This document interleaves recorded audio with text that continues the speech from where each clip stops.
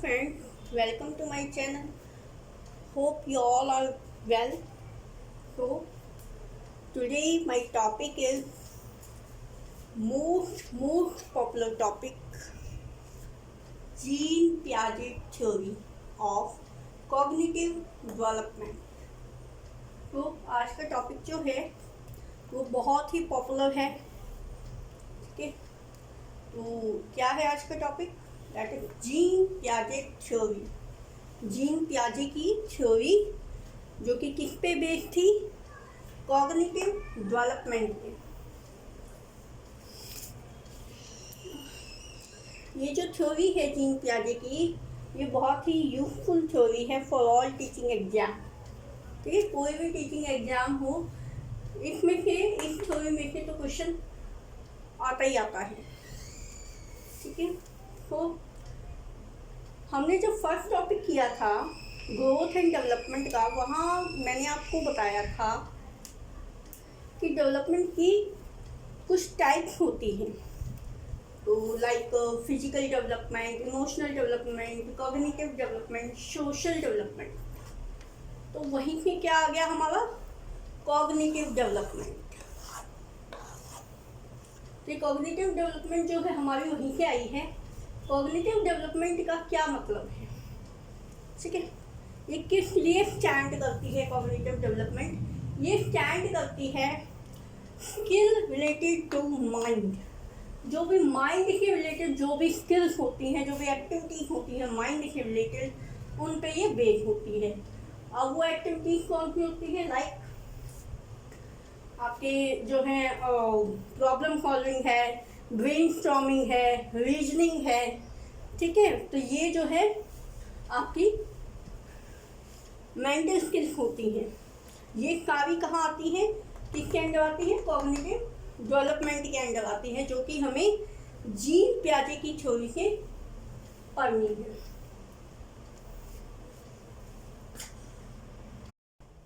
तो एक तरीके से हम ये कह सकते हैं कि जीन पियाजे की जो थ्योरी है वो बुद्धि के विकास पे स्टैंड करती है. ठीक है, बुद्धि का विकास, मेंटल स्किल डेवलपमेंट. ठीक है, जो जितनी भी स्किल, जितनी भी एक्टिविटी हमारे माइंड से रिलेटेड है, जहाँ हमारे माइंड का यूज़ होता है, जहाँ हम अपने दिमाग का इस्तेमाल करते हैं, तो वहाँ पे कॉग्निशन आता है. ठीक है, तो उसको हम कॉग्निशन कहते हैं.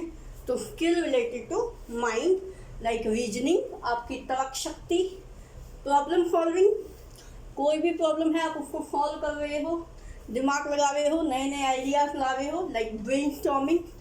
तो वो देखिए, पियाजे जो है वो रेडिकल कंस्ट्रक्टिविस्ट है. क्या है पियाजे? Radical constructivist. रेडिकल कंस्ट्रक्टिविस्ट का मतलब ये है कि पियाजे कहते हैं कि चाइल्ड आर लिटिल साइंटिस्ट, कि बच्चे क्या हैं? छोटे छोटे साइंटिस्ट हैं. ठीक है, तो कैसे हैं? क्योंकि पियाजे ये मानते हैं, पियाजे के अकॉर्डिंग बच्चे जो हैं अपनी बुद्धि का विकास स्वयं कर सकते हैं. अपनी बुद्धि का विकास खुद से कर सकते हैं. कैसे कर सकते हैं? देखो, जब हम छोटे होते हैं, हमें कोई भी चीज़ दे दो, हम हैं या कोई भी छोटे बच्चे हैं, किसको भी कोई चीज़ दे दो, कोई टॉय दे दो, वो क्या करेंगे? थोड़ी देर उसके साथ खेलेंगे, उसके बाद वो उसको तोड़ेंगे, खोल के देखेंगे, उसकी एक एक पार्ट को निकाल के देखेंगे कि हाँ ये ऐसे वर्क कर रहा है, ये इसमें फिट है. बिल्कुल उसके मतलब एक एक पार्ट को अलग अलग कर देंगे. तो इसलिए बच्चे क्या है? वो लिटिल साइंटिस्ट हैं. और जब वो अपनी एक्टिविटीज़ कर रहे होते हैं, ये वाली, जब किसी चीज़ को, किसी खिलौने को या किसी कोई भी चीज़ उनको मिल जाए घर पे, तो उसको वो बिल्कुल खोल के फाड़ के देखते हैं. तो उस टाइम वो अपना मतलब ज्ञान का निर्माण कर रहे होते हैं. ठीक है, अपना ज्ञान का निर्माण कर रहे होते हैं, खुद से अपनी एक्टिविटीज़ से सीख रहे होते हैं कि अच्छा ये ऐसे है, ये इसमें डला हुआ था. ठीक है, अच्छा ये ऐसे डला हुआ था, इसलिए ये ट्रेन चल रही थी. ठीक है, ऐसे मतलब वो अपने ज्ञान का निर्माण खुद से करते हैं। उन्हें जो है समाज की, कल्चर की, जैसे वाइगोत्स्की ने कहा था कि बच्चा जो है समाज से और कल्चर से अपनी समझ बनाएगा, लेकिन पियाजे क्या कहते हैं? पियाजे कहते हैं कि बच्चे को समाज की और कल्चर की इतनी ज़रूरत नहीं है, वो जो है अपनी एक्टिविटीज से, अपने एक्सपेरिमेंट्स से, अपने एक्टिविटीज से जो है अपनी समझ बनाएगा। तो क्या है ये? रेडिकल कंस्ट्रक्टिविस्ट हैं, जिनका मानना है कि बच्चे जो है वो लिटिल साइंटिस्ट होते हैं। उनकी जो है अपनी डिस्कवरी चलती रहती है, वो अपनी डिस्कवरी करते रहते हैं, चीज़ों को खोल के, तोड़ के, मरोड़ के देखते रहते हैं और उससे ही वो अपनी समझ बनाते हैं। ठीक है, जिससे उनकी क्या है, कॉग्निशन डेवलपमेंट होती रहती है। ठीक है,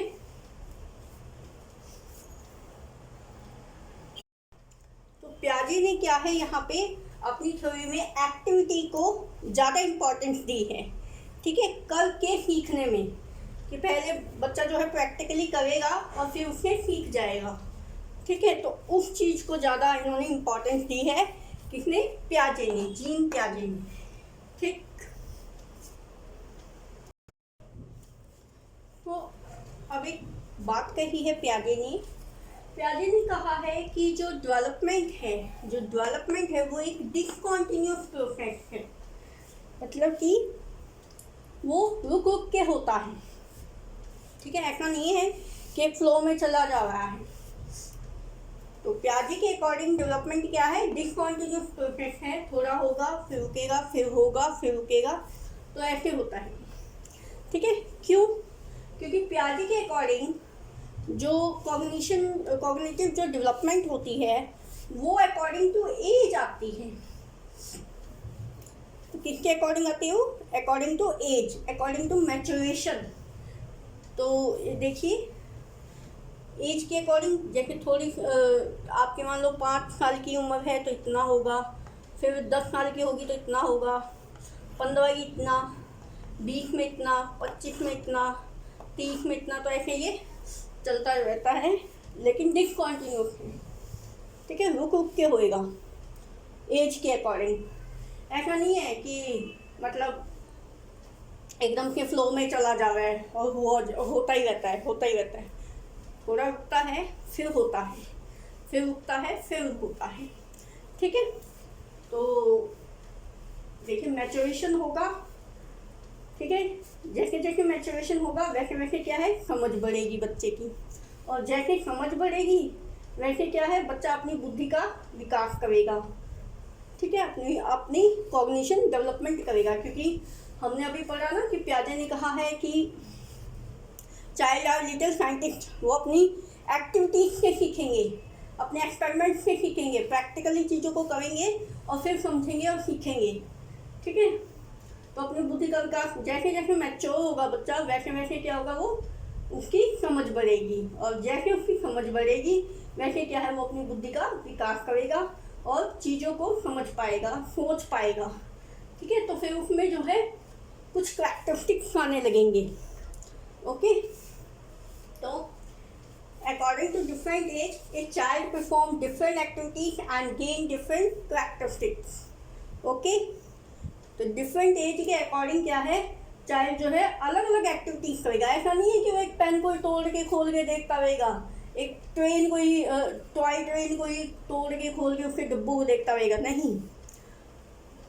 जैसे जैसे वो बड़ा होगा वैसे वैसे वो चीज़ों को देखेगा और एक्टिविटीज परफॉर्म करेगा। ठीक है, तो अपनी एज के अकॉर्डिंग वो एक्टिविटी परफॉर्म करेगा और फिर एज के अकॉर्डिंग ही सीखता चला जाएगा चीज़ों से, एक्टिविटीज से। तो according to different age the child perform different function for activities and gain different characteristics. ठीक है, तो उसमें अलग अलग कैरेक्टरिस्टिक्स आ जाएंगी। जैसे वो उसकी रीजनिंग पावर अच्छी हो जाएगी, उसकी ब्रेनस्टॉर्मिंग पावर अच्छी हो जाएगी, प्रॉब्लम सॉल्विंग बहुत फास्ट करने लगेगा। ओके,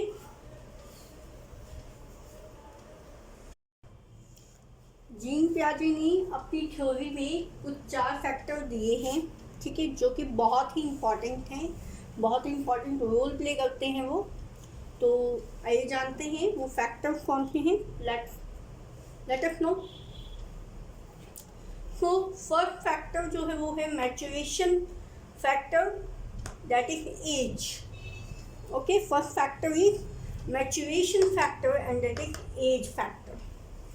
ओके, तो इसको जानते हैं सबसे पहले। देखिए, प्याजे कहते हैं कि रेडीनेस टू लर्न होना चाहिए। रेडीनेस टू लर्न मतलब कि क्या है कि बच्चा जो है वो अंदर से बायोलॉजिकली इतना मैच्योर होना चाहिए कि वो चीज़ों को समझ सके अकॉर्डिंग टू एज।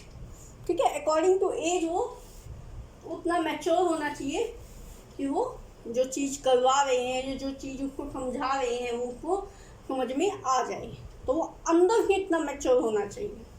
ठीक है, बायोलॉजिकली रेडीनेस होनी चाहिए उसमें लर्न की, कि वो उसमें मतलब अंदर से एक कैपेसिटी होनी चाहिए कि उसका माइंड इतना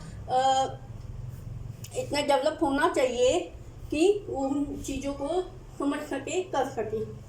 ठीक है, ऐसा नहीं कि भाई मतलब टीचर ने प्रेशर डाल दिया या फादर ने या मदर ने या किसी ने भी प्रेशर डाल दिया कि नहीं तुम्हें जो है ये करना है तो ये करना है। मान लो बच्चा जो है 3rd क्लास में है और उसको जो है 5th क्लास का सिलेबस दे दिया जाए, उसको कहे कि नो, मतलब डंडे के बल पे कहें कि करना है तो करना है बस। ठीक है, बट वो अकॉर्डिंग टू एज वो जो है मैच्योर नहीं है कि वो 5th क्लास का सिलेबस करे। वो जो है अकॉर्डिंग टू एज मैच्योर है कि वो बस 3rd क्लास का ही सिलेबस कर सकता है। ठीक है, लेकिन बाहर से जो है इन्वायरमेंट बनाया जा रहा है, उसको रेडी किया जा रहा है। एक होता है रेडीनेस टू लर्न और एक होता है रेडी टू लर्न। ठीक है, जो रेडी टू लर्न होता है उसमें बाहर से ऐसा इन्वायरमेंट बनाया जाता है कि बच्चा जो है प्रेशर में आके जो है चीज़ें करता है, बट वो बायोलॉजिकली अकॉर्डिंग टू एज उन चीज़ों को करने के लिए उतना मैच्योर नहीं होता है। बट रेडीनेस टू लर्न में क्या होता है कि बच्चा जो है अंदर से उतना मैच्योर होता है, उसकी जो मेंटल एबिलिटी होती है वो इतनी होती है कि वो जो है चीज़ों को समझ सके अपने लेवल की, जो उसके लेवल की चीज़ें उसके करवा रहे हैं तो वो उसको समझ सके और अच्छे से कर सके। लेवल की मतलब जैसे 3rd क्लास का बच्चा है तो 3rd क्लास का ही सिलेबस समझेगा। एक्चुअली जो करिकुलम होता है वो ऐसे ही सेट किया जाता है कि अकॉर्डिंग टू एज देख के ही करिकुलम जो है वो सेट किया जाता है। जी, जो करिकुलम बनता है जैसे NCERT की बुक डिज़ाइन होती हैं, जो HPSC की डिज़ाइन होती हैं या अदर बोर्ड की जो है डिज़ाइन होती हैं, तो वो जो बुक्स होती हैं उनमें जो करिकुलम होता है वो उसी चीज़ पे बेस होता है। वो आपकी एज के अकॉर्डिंग ही होता है, मतलब कि बच्चे की एज के अकॉर्डिंग ही वो जो है सेट किया जाता है, डिज़ाइन किया जाता है कि कितनी एज का बच्चा कितने तक कर पाएगा, क्या क्या सीख पाएगा। ठीक है, ऐसा नहीं होता है। देखो, पहले भी इस चीज़ पे डिस्कशन हुई है कि अगर हम 3rd क्लास के बच्चे को प्लस माइनस की जगह अलजेब्रा दे दें, ठीक है, तो वो नहीं कर पाएगा। ओके, उसको जो है किसी टीचिंग एग्ज़ाम को 3rd क्लास का बच्चा है उसको हम किसी टीचिंग एग्ज़ाम का जो है कोर्स वर्क दे दें कि हाँ आपको ये करना है, तो वो नहीं कर पाएगा। ठीक है, प्रेशर में तो आप करवा सकते हो, 1% चांसेस हैं कि प्रेशर में उससे आप करवा सकते हो, लेकिन बायोलॉजिकली वो उस चीज़ के लिए मैच्योर नहीं है। ओके,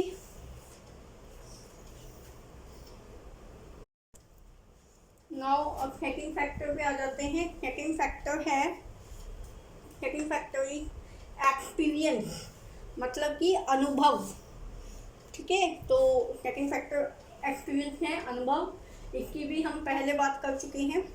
ये क्या है, एक्टिविटीज़, कि बच्चा जो है अपनी एक्टिविटीज़ से सीखेगा। कोई चीज़ है, कोई टॉय है या कुछ भी उसको दिया जाए, उसको खोल के उसको समझ के कि हाँ इसमें जो है ये चीज़ें लगी हैं तो क्यों लगी हैं, या इसका क्या फंक्शन है, ठीक है, तो उसको जो है खोल के फाड़ के वो सीखेगा, ठीक है, उसको बिल्कुल ओपन कर लेगा, उसकी डिस्कवरी, मतलब वो जो बच्चा होता है वो जो है लिटिल साइंटिस्ट कहलाता है। क्या कहलाता है वो? Little scientist. कि वो जो है नन्हे वैज्ञानिक होते हैं, वो जो है खोज करते रहते हैं, अपनी समझ बढ़ाते रहते हैं बाय एक्टिविटी, ठीक है। किसी कोई भी चीज़ है उसको खोलेंगे, उसको तोड़ेंगे, मरोड़ेंगे, ठीक है, ऊपर नीचे करेंगे, उसको जो है देखेंगे फुली कि भाई क्या इसमें लगा है, क्यों लगा है, कैसे ये फिट हुआ है, ठीक है। तो मतलब वो अपनी एक्टिविटीज करते रहते हैं हर चीज़ के साथ। किचन में कोई चीज़ है उसको भी देखेंगे, ठीक है, उस पर भी अपनी एक्टिविटीज परफॉर्म करेंगे, या उनको कोई टॉय दे दिया उस पर भी करेंगे। इवन मतलब बड़े होके भी बच्चे ये सब करते हैं। तो चाइल्ड आर लिटिल साइंटिस्ट।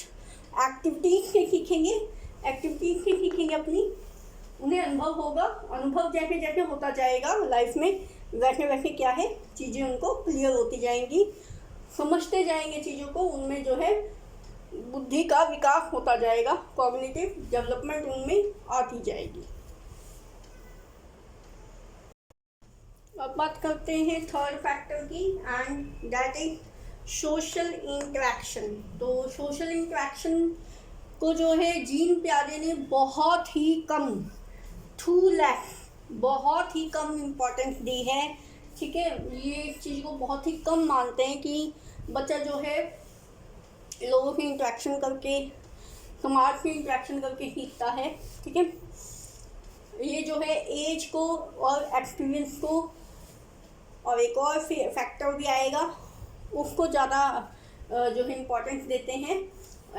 इसको जो है सोशल इंटरेक्शन को वो बिल्कुल भी इम्पोर्टेंस, मतलब बिल्कुल भी तो नहीं कह सकते, बहुत ही कम, 2 लाख, बहुत ही कम इम्पोर्टेंस देते हैं कि बच्चा जो है अपने आप अपने समझ का निर्माण करता है, ठीक है। जीन प्याजे क्या कहते हैं कि बच्चा जो है अपने आप अपनी एक्टिविटी से, ठीक है, अपने एक्सपीरियंस से अकॉर्डिंग टू एज अपनी समझ का निर्माण करता है। सोशल इंटरेक्शन जो है उसमें सोशल इंटरेक्शन बहुत ही कम रोल प्ले करती है, ऐसा जीन प्याजे कहते हैं। ओके, अब आ जाता है आपका fourth factor, and fourth factor is equilibration. Fourth factor is equilibration. But guys, ये जो इक्विलिब्रेशन का जो फैक्टर है ये काफ़ी बिग है, इट इज़ टू बिग। तो आज इसको डिस्कस नहीं कर पाएंगे, इसको जो है हम नेक्स्ट वीडियो में डिस्कस करेंगे। तो जो हमारा टॉपिक है जीन प्याजे थ्योरी ऑफ कॉग्निटिव डेवलपमेंट, वो जो है कंटिन्यू रहेगी। Must watch.